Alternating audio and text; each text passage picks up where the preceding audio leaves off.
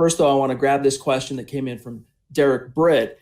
His question as it relates to the defensive line, Mike Purcell, he says, with Mike Purcell out for the rest of the season, would you consider trading for Quinnen Williams, and moving on from Jarrell Casey in offseason? So first off, Derek, thank you for the question and for reaching out. As it relates to your answer, though, I went on record last week before Mike Purcell got hurt with the Lisfranc and said I would be all about investigating Quinnen Williams if the price tag is a second-round pick. If it's anything more than that, it would really depend. But Zach, Jarrell Casey, gone. I don't know, man. I don't see he wasn't playing well before he got hurt. And granted, it was an extremely small sample size. It was week 1 and week 2, and he was hurt basically through that game, week 2. I'm not sure if I had to make the decision now, I'm probably moving on from Jarrell Casey, but I want to see how he heals up from this injury.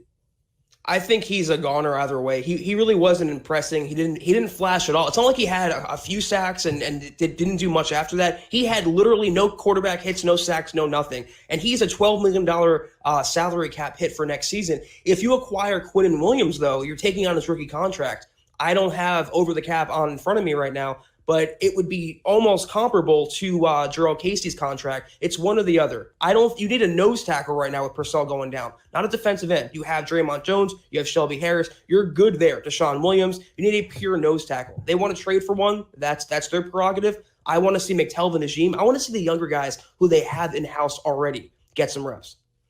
And that was one of, as we talk about winners and losers from the Week 7 game, and we'll get more into that as time allows on today's episode. But Draymond Jones, DeMarcus Walker didn't quite make it into my winners column for Week 7 coming out of that game, but Draymond Jones absolutely did. And DeMarcus Walker had himself a few plays as well, and I really liked his effort.